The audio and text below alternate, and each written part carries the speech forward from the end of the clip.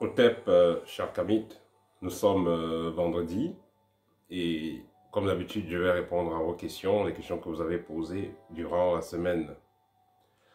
Apparemment, ça sera la dernière séance réponse-questions de 2022. Voilà, je pense que la prochaine, ça sera en 2023. Alors, euh, j'ai ici pas mal de questions, à peu près... un instant. Ouais, j'ai à peu près 17 questions. Voilà, à peu près 17 questions. Et je rappelle toujours, quand vous posez les questions, soyez précis et concis. Si vous avez des questions, ne venez, en ce qui concerne votre développement, votre éveil ou l'une de mes vidéos, posez-les directement sur YouTube. Si vous me contactez en privé, c'est parce que vous avez besoin d'un scanner spirituel, une consultation, vous avez besoin d'un de mes livres, vous avez besoin d'un autre service ou alors vous avez besoin de la formation. Dans ce cas, vous me contactez. Et je rappelle que le numéro que je vous donne toujours, c'est mon numéro direct. Voilà, donc vous n'avez pas besoin de me contacter sur ce numéro pour me poser des questions concernant l'une de mes vidéos. Voilà. Également, j'aimerais vous dire que il est très important pour tous ceux qui sont abonnés à ma chaîne de faire le rituel de fin d'année que j'ai partagé cela quelques jours. Il est important, impératif pour tout un chacun. Parce que durant l'année, vous avez eu les différentes émotions. Vous savez que l'émotion agit sur la fréquence vibratoire. Et la fréquence vibratoire va agir sur ce qui doit vous arriver dans votre vie. Donc, il sera donc important de penser à la purification. La plupart des gens qui sont intéressés à la spiritualité vont à la purification de leur corps, mais oublient toujours de purifier leur maison.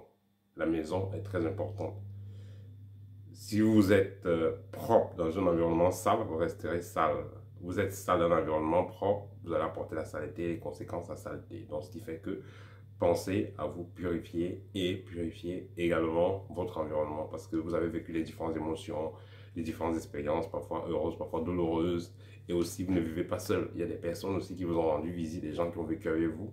Les gens ont eu des ruptures, les gens ont eu des divorces, les gens ont eu des décès. Tout ça, c'est des énergies.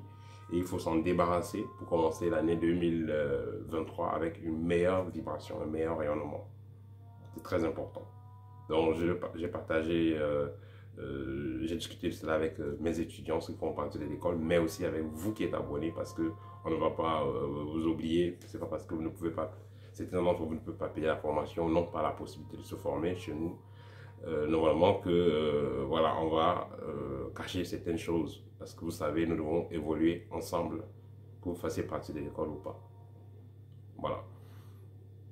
Et aussi, n'oubliez pas souvent de liker les vidéos et de les partager. Quand vous likez, ça permet de comprendre si vous voulez qu'on parle de ce type de vidéo ou pas. Quand vous partagez aussi, ça permet aussi d'ouvrir les yeux aux autres. Parce que vous avez la connaissance vous-même, ça ne sert à rien d'avoir la connaissance sur même. Imaginez que vous êtes le seul citoyen qui est correct dans une ville. Ça n'aura pas de sens, vous serez mal à l'aise. Si vous voyez 2, 3, 4, 5, 6, 100 personnes qui changent aussi, qui prennent aussi votre façon de voir les choses, vous allez voir que la vie sera plus belle. C'est pourquoi partagez les vidéos, commentez, likez, et ça va aider la communauté à s'améliorer. Voilà. Alors, je vais commencer directement à répondre aux questions. La première question, qu'est-ce que ça signifie de rêver, de se faire attaquer dans les rêves? Donc, vous êtes attaqué dans les rêves et vous vous envolez. Vous êtes attaqué dans les rêves et vous vous envolez. Tout simplement, il faudra noter que nous vivons, que nous soyons conscients ou pas, nous vivons des réalités dans des mondes parallèles. Et pendant que vous êtes donc couché, l'un de vos corps va donc se déplacer et aller dans une autre dimension. Et une fois que ce corps est dans cette dimension-là, il va rencontrer les différentes personnes. On peut rencontrer des gens positifs, on peut rencontrer des gens négatifs. Dans le monde, dans ce monde parallèle-là, c'est des fréquences illimitées, c'est des expériences illimitées. Tout existe là-bas, tout ce que vous pouvez penser, ça existe de l'autre côté. Donc, il sera donc important de dormir avec une énergie assez positive. Je pense que cette personne qui a, dans le rêve, elle s'est vue attaquer et elle s'est envolée, ça veut dire que elle s'est retrouvée dans un environnement qui n'était pas très positif et elle a quand même su réussi à s'enfuir. Ça veut dire que en dormant, elle avait une bonne fréquence vibratoire. Donc c'est pourquoi je dis toujours qu'il faut bien préparer son sommeil. Quand vous avez bien préparé votre sommeil, il y a de fortes chances que vous dormez bien. Ou alors si vous êtes attaqué, vous réussissez à vous en sortir. Mais quand vous avez donc une fréquence vibration basse, une fréquence vibratoire basse, quand vous avez une vibration basse, alors ça sera difficile de vous en sortir. On va vous encercler, faire du n'importe quoi avec vous. Mais cette personne, dans le cas concret, a réussi donc à s'envoler. Ça veut dire qu'elle s'est retrouvée dans un plan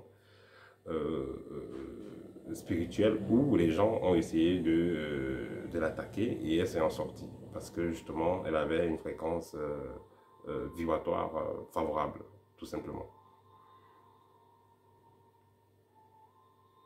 On vous dit en rêve que vous êtes sorcière. Qu'est-ce que ça signifie?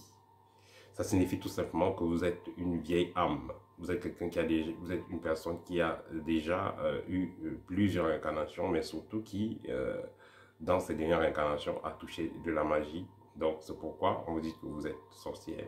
Il faut noter que, puisque nous venons du monde spirituel, nous avons aussi des familles là-bas. Et parfois, quand on est dans même quand nous sommes dans le plan physique, ceux des nôtres qui sont restés dans l'autre plan auront tendance à entrer en contact avec nous pour nous passer des messages. Donc, quand vous faites comprendre que vous êtes sorcière, ça veut dire que vous devez vous initier afin de comprendre qui vous êtes réellement et où est-ce que vous allez, quelle est votre mission de vie. Pour ces êtres-là viennent vous rappeler que vous êtes venu pour quelque chose et que vous maîtrisez, vous avez une certaine maîtrise, une certaine connaissance au niveau de l'âme. Donc, il faudra faire jaillir cela via une initiation. Voilà ce que ça signifie. Je rappelle ici que initiation, ça ne veut pas dire aller marcher sans caleçon en forêt. Initiation, ça veut dire la connaissance de soi. C'est-à-dire la connaissance, comment est-ce que vous êtes structuré, comment est-ce que fonctionnent vos énergies, comment est-ce que vous interférez avec la terre, avec le ciel, avec les étoiles, avec les astres.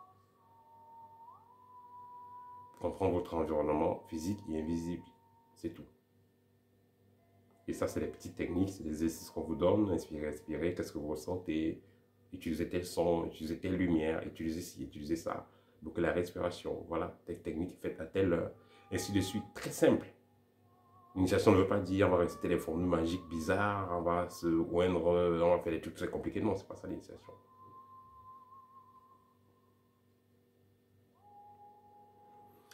Avoir la personne a posé la question ici de savoir qu'est-ce qui en est quand elle se réveille le matin avec une érection forte, ayant eu des messages télépathiques. Il faudra savoir que quand vous êtes déjà couché en train de dormir, comment est-ce que le sorcier peut se connecter à vous? Il utilise la télépathie. Il se concentre sur votre image, il se concentre sur votre nom, il prononce le nom.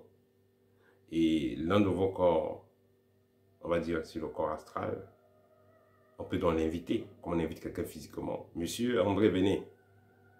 On appelle d'une certaine façon, il va appeler donc ce corps astral-là et il va l'inviter. Voilà. Donc, si on fait des incantations sur vous et vous êtes assez sensible, vous allez même entendre, vous saurez qu'on est en train de travailler, on est en train de faire des choses sur vous.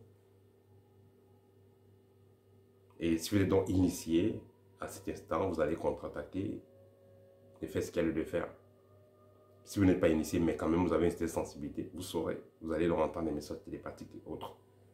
Parce qu'on peut faire beaucoup de choses avec la télépathie, on peut manipuler les personnes. Vous êtes là, vous me faites sentir un désir bizarre, vous voulez seulement vous suicider, vous voulez piquer quelqu'un à côté de vous, vous voulez tuer quelqu'un, voilà, ça se fait, cette manipulation-là. Pour éviter ça, vous avez posé la question, alors comment éviter cette manipulation télépathique et autres? Il faut tout simplement travailler sur l'environnement, travailler sur votre champ magnétique, c'est tout.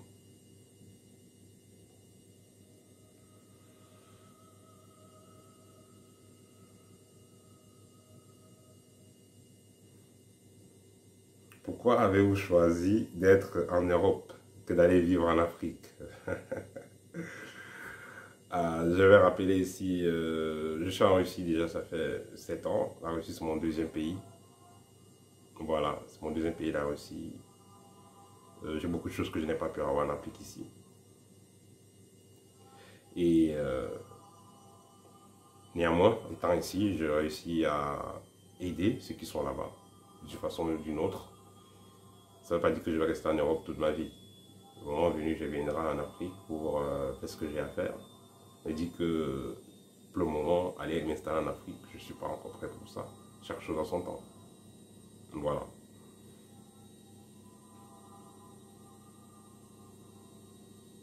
Une personne non initiée peut-elle utiliser des bougies? Bien sûr, bien sûr, vous n'avez pas besoin d'être initié pour utiliser la bougie.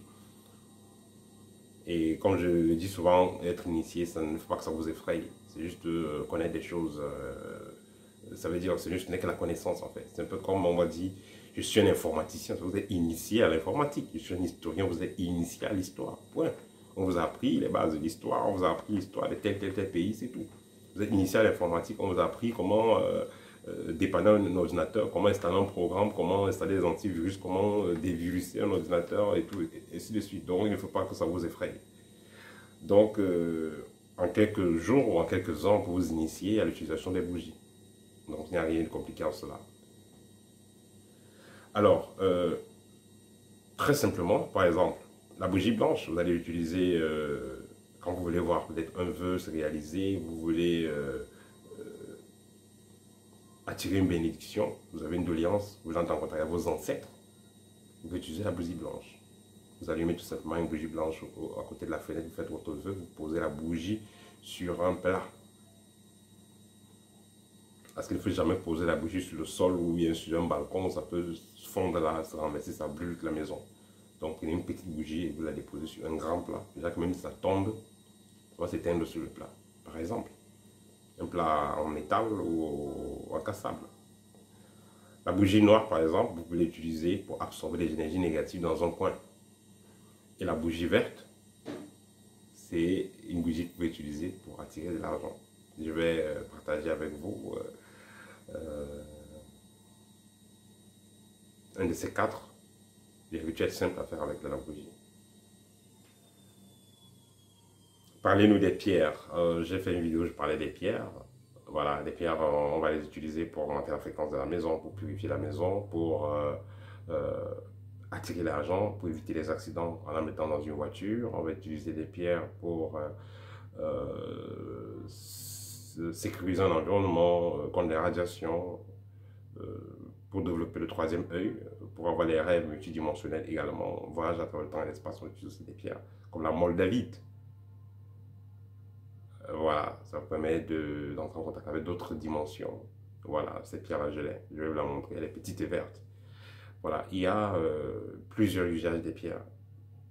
Mais ce que vous allez constater, plus vous allez évoluer spirituellement, moins vous aurez besoin des outils.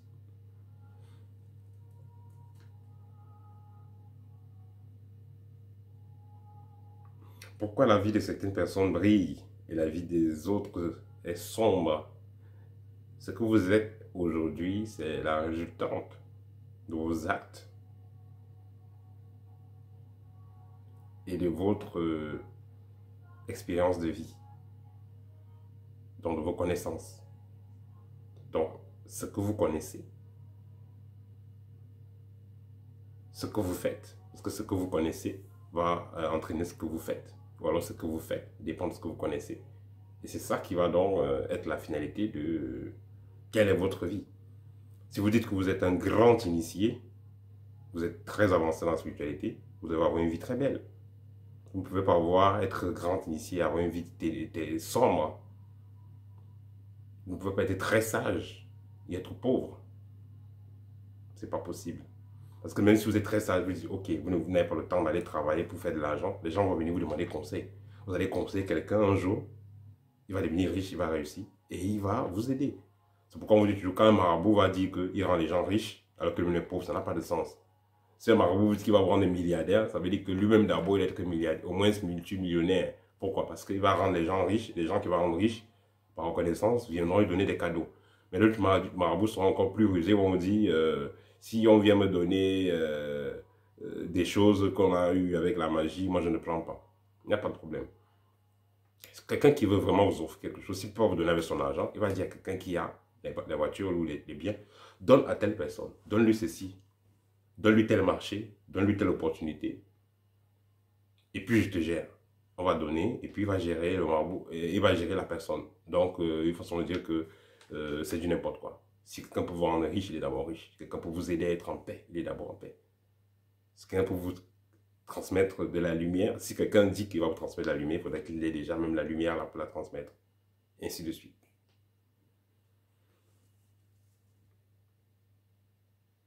L'homme représente les éléments de la nature et les sirènes les éléments de l'eau et l'élément eau. On va dire aussi que la sirène fait partie des esprits de l'eau. Les hommes font partie des esprits de la nature, mais les sirènes aussi font partie des esprits de la nature. Les sirènes ne sont pas que limitées aux esprits des eaux, parce que les sirènes, c'est les êtres qui sont liés à, on va dire, les êtres issus d'autres dimensions, tout simplement. Parce qu'il ne suffit pas tout simplement d'entrer dans l'eau pour trouver les sirènes, non.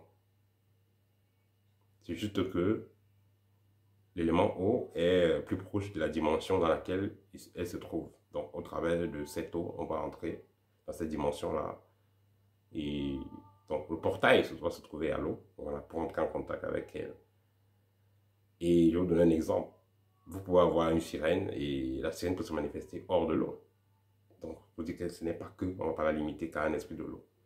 Juste que l'eau, c'est un portail pour, c'est un élément, voilà, c'est un portail pour ces entités-là, qui sont lieux là-bas.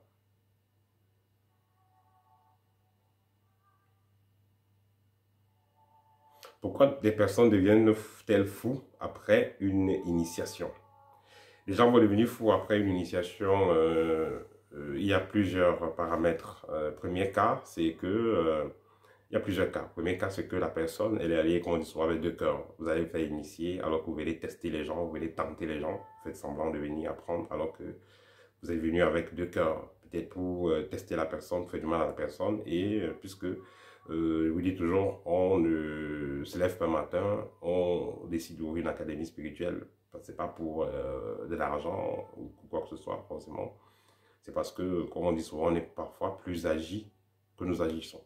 Donc, quand vous décidez de prendre cette décision, il faut comprendre que quand certaines personnes prennent cette décision, parfois il faut comprendre qu'elles sont habitées, elles ne sont pas seules. Vous allez voir un être humain parle devant vous, mais derrière cet homme, il y a tout un collège invisible.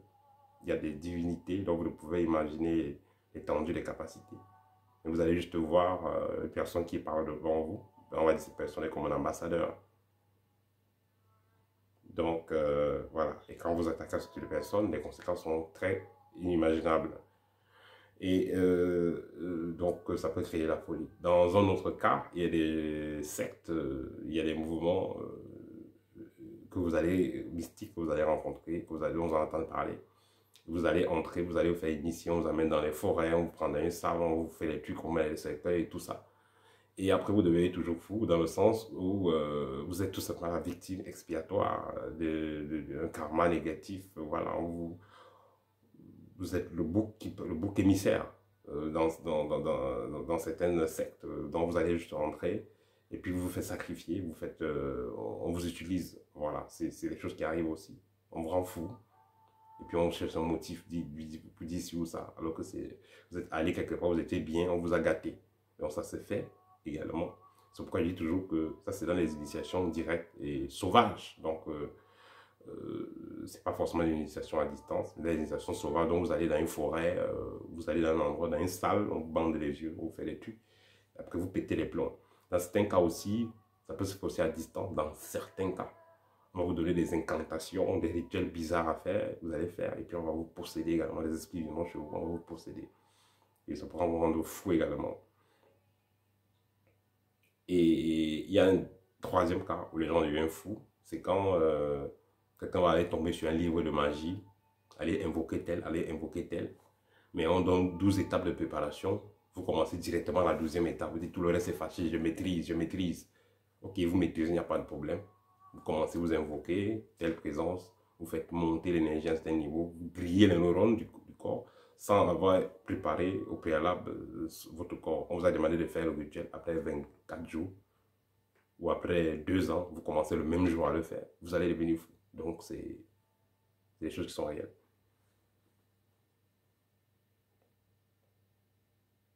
Que pensez-vous du vaudou en général? Le vaudou en général n'est plus lui-même, que ce soit vaudou haïtien, vaudou qu'on va retrouver en Afrique.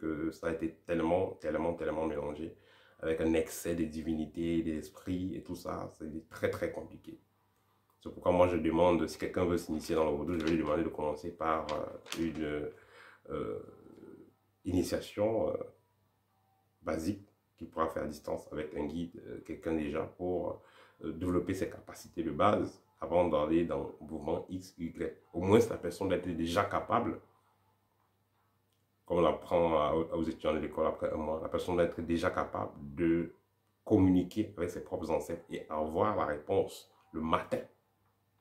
Vous avez posé la question la nuit en faisant le rite adéquat et le matin, à 6 heures, avant 6 heures, vous avez la réponse au lever du soleil. Quand l'étudiant est déjà prêt à ce niveau, à faire cela, déjà, là, il peut décider d'entrer dans une société X ou Y parce que là, il pourra jauger, scanner, pour, interroger ses propres ancêtres et demander le feu vert s'il faut qu'ils aillent à X ou Y. Parce que de nos jours, ces mouvements, vous allez voir du vaudou, peu importe, même s'il y a les démonstrations, les habits qui dansent, les masques qui dansent, peu importe, ce n'est pas ça la spiritualité. Ce n'est pas le spectacle, ce n'est pas ça la spiritualité. La spiritualité, le rôle de la spiritualité est de changer l'existence de l'être humain et de rayonner. Nous sommes venus sur Terre pour être heureux. Donc, si vous maîtrisez comment marcher sur l'eau, comment disparaître, comment, je ne sais pas, tous ces spectacles-là, mais on ne voit pas de développement concret, ça ne vaut pas la peine. Un pays peut être très bien avancé dans la magie, les démonstrations, mais si on ne voit pas le développement dans le pays, ça ne vaut pas la peine. Cette magie ne sert à rien. On a besoin des routes dans un pays. On a besoin des transports qui vont bien fonctionner. Il faut que le sport soit développé. Est-ce que le pays est capable de gagner des trophées intercontinentaux ou un trophée mondial? Quel est son rendement avec toutes ses connaissances au niveau du sport, au niveau de la politique, au niveau de l'industrie? Qu'est-ce que le pays... à quoi sert dans cette spiritualité-là? Donc, si on ne voit pas le bienfait, si on ne voit pas le changement, ça veut dire que ça ne sert à rien. On a vu des gens qui ne savent même pas allumer une bougie, n'ont jamais allumé une bougie, n'ont jamais fait une libation. Mais ils sont très heureux, ils sont en paix. C'est pourquoi? C'est parce que ils respectent un code de vie. Vous allez voir dans ces pays-là, dans ces zones-là, ils ne mangent pas à certaines heures, ils ne mangent pas certains aliments, ils ne font pas certaines choses aux gens. Donc vous comprenez qu'ils sont dans ils ont une balance karmique très intéressante. Donc voilà, c'est comme ça qu'il faut comprendre les choses.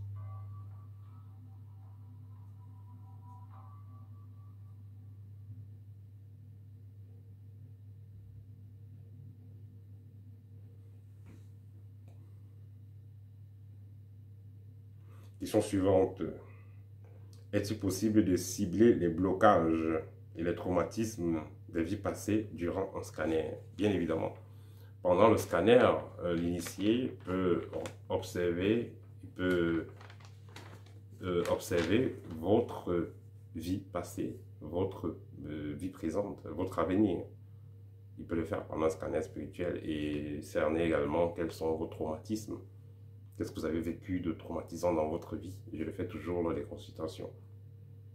L'initié peut le faire sans problème. C'est normal de le faire pendant les consultations. Parce que si vous allez vous faire consulter, vous avez une difficulté et vous avez besoin d'avoir plus de lumière dans votre vie. Voilà. Est-il bien d'envoyer ces photos et non date de naissance et tout ça à des personnes pendant les consultations? Évidemment, c'est normal de le faire. Bien, pas bien, c'est normal. L'essentiel, c'est que vous fassiez confiance à la personne. Tout doit être confidentiel. Si vous faites confiance à la personne, déjà vous-même, vous avez les photos de la personne qui vous demande d'envoyer ces photos. Elle ne se cache pas. Mais les gens qui vont mettre les avatars, on n'a jamais vu le visage, ils demandent d'envoyer les photos pour faire ci ou ça. Non. Vous connaissez, vous travaillez avec quelqu'un, vous connaissez au moins son prénom, son nom, vous avez sa photo. Et vous, en cas de consultation, il vous dit, bon, envoyez-moi votre photo, envoyez-moi votre nom et tout ça. C'est normal. C'est important. Avec la photo, avec le nom et tout ça, on peut mieux lire, mieux scanner la personne et savoir ce qui en est par rapport aux difficultés de la personne ou aux événements en cours dans la vie de la personne. Bon, ici, Barbe a posé la question, ça fait 2 semaines, donc je n'avais pas vu la réponse, la question. Donc, c'est maintenant que je tombe dessus. Ici, Bab a rêvé qu'il est dans un lieu noir et ensuite il voit autour de lui un cercle blanc qui se crée et qui s'agrandit et il aperçoit un environnement magnifique, on va dire féerique, voilà, avec des étoiles. Ce que ça symbolise tout simplement une renaissance, une sortie de la caverne.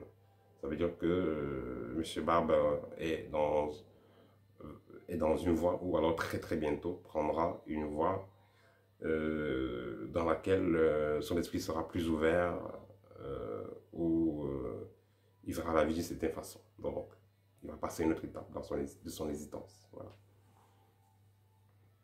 Comment se défaire du karma familial si les parents étaient dans des sectes, dans les loges?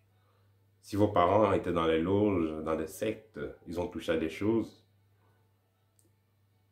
il est impératif de se défaire de ce karma familial. Je vais rappeler que 90% des personnes ne savent même pas quand les parents sont dans les sectes. Je ferai une vidéo, un de ces quatre, pour vous dire euh, comment savoir si vos parents sont dans les sectes. Mais je ferai attention à cette vidéo-là pour ne pas avoir des ennemis pour rien.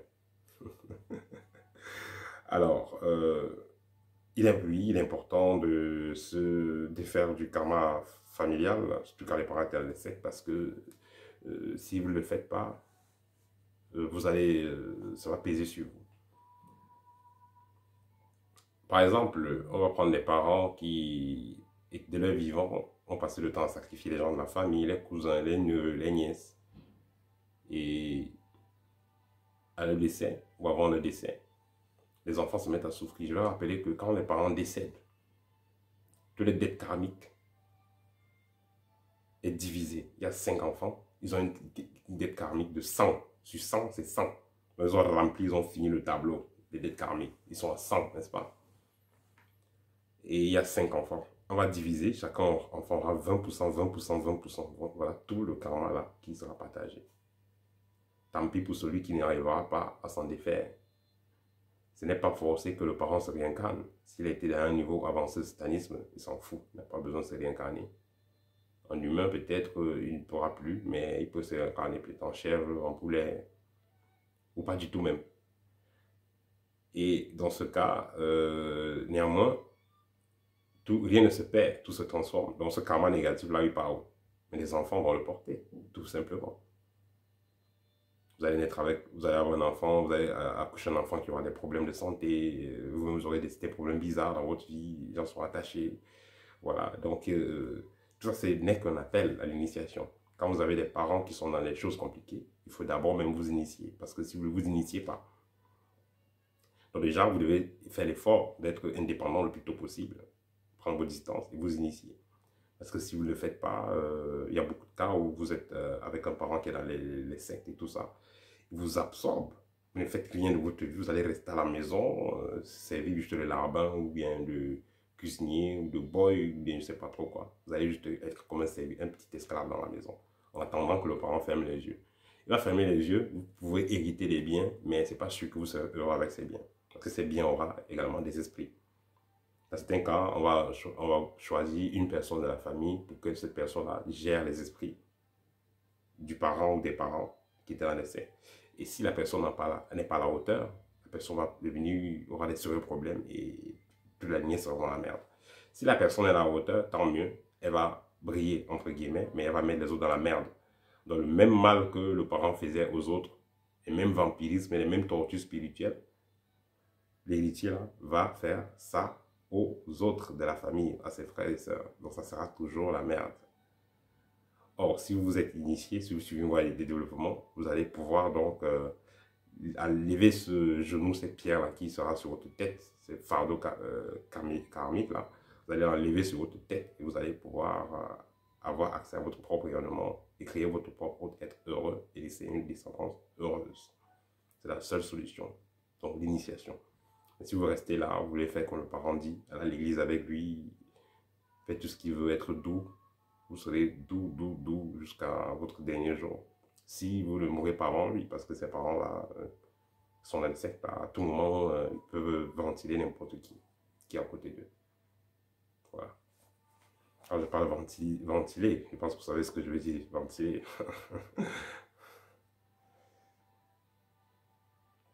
Que pensez-vous de Lumière sur le royaume? Pentagramme de renvoi de la terre. Oui, Lumière sur le royaume. Lumière sur le royaume, c'est un livre qui est bien pour un débutant. Pour un débutant, c'est bien. Mais ici, je vais dire à l'époque, c'était bien. Mais de nos jours, c'est assez compliqué. C'est très, très compliqué de nos jours. J'utilisais toujours ce livre. Je n'ai jamais conseillé à un de mes proches. Voilà. Mais pourtant, je l'ai utilisé à l'époque. Mais je ne vais pas le conseiller à quelqu'un. Parce que ça, ici, c'est un livre qui permet de purifier l'environnement, c'est purifier entre guillemets. Mais le problème, c'est que vous allez purifier votre environnement et vos différents corps en faisant appel à certains esprits. Et ces esprits qui vont purifier l'environnement vont laisser une certaine forme d'empreinte énergétique et vous pourrez donc être manipulé au travers de ces empreintes-là. Donc, c'est pourquoi je ne conseille pas cela. Or, si vous faites une spiritualité libre, comme celle qui est enseignée à l'école, vous n'avez pas besoin de dépendre d'un esprit quelconque, alors vous serez plus heureux, vous serez plus stable. Et vous allez réellement savoir qui vous êtes et où vous allez. C'est à ce moment-là que vous pouvez maintenant entrer en contact avec certains esprits si vous voulez. Mais commencer directement son parcours initiatique avec des esprits, c'est compliqué. Il faut travailler d'abord sur vous, avant de penser si oui ou non vous pouvez entrer en contact avec certains esprits.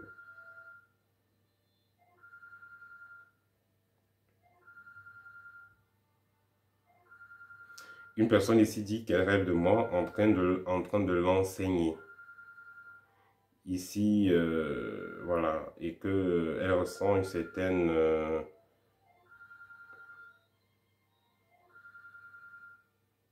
voilà, une certaine liaison, voilà, une certaine liaison, une certaine harmonisation entre ses préoccupations et mes vidéos.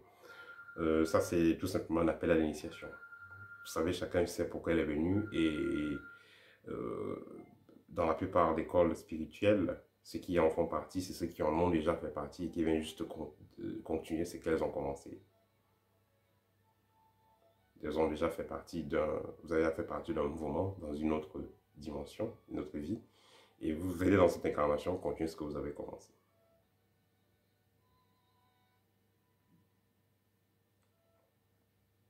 Que pensez-vous des miracles et des délivrances faites par les pasteurs?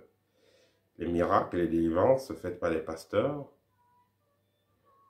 sont assez complexes. Il y en a qui sont, c'est un miracle, c'est juste les produits chimiques hein, qu'on va mettre dans la salle, vous allez sentir ça et tomber. Certains, c'est de la comédie et d'autres aussi, c'est les esprits. Je vais vous parler de ça un jour quand j'étais dans ce mouvement-là. D'autres, c'est les esprits réellement, c'est les esprits qui travaillent.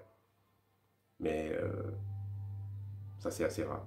Et tout dépend de qui est le pasteur, avec quoi est-ce qu'il est lié. Voilà, en ce qui concerne ces miracles-là. Et la dernière question, rêver d'un esprit qui vous propose la richesse. Comme on le dit souvent, pour ceux qui font les voyages multidimensionnels, les sorties du corps, évitez d'aller prendre la richesse. Quand vous commencez à évoluer spirituellement, les esprits vont proposer la richesse, ils vont vous donner des noms, vont vous donner des mots de passe, vont vous proposer des choses. Et c'est assez compliqué. Parfois, dans un cas, on peut dire qu'il y a un esprit peut-être qui était dans la famille, qui a eu à servir l'un des arrière-grands-pères ou qui a eu à vous servir dans une de vos vies passées et qui vous a aidé à avoir la richesse. Et dans cette incarnation, à un moment donné, cet esprit revient et vous propose encore la richesse. Avant d'accepter, il faut bien réfléchir. Ça, c'est un cas. Le deuxième cas aussi, il faut comprendre que quand vous allez dans le plan astral, il y a des esprits qui proposent tout ce que vous voulez, tout ce que vous pouvez imaginer. On peut vous proposer une bague, on peut vous proposer des pouvoirs ou des capacités. Mais quand vous prenez quelque chose, vous devez aussi quelque chose. Donc, si vous voulez être réellement libre dans votre vie, vous n'avez pas besoin de ça. Développez juste, travaillez juste sur vous et vous serez heureux et vous n'allez être redevable à aucun esprit. Ça sera magnifique. Voilà. Je pense que c'est tout pour aujourd'hui. C'est tout le partage d'aujourd'hui. Bonne préparation au rituel de fin d'année à tous. Et j'espère vous revoir très bientôt. Prenez soin de vous et au TEP.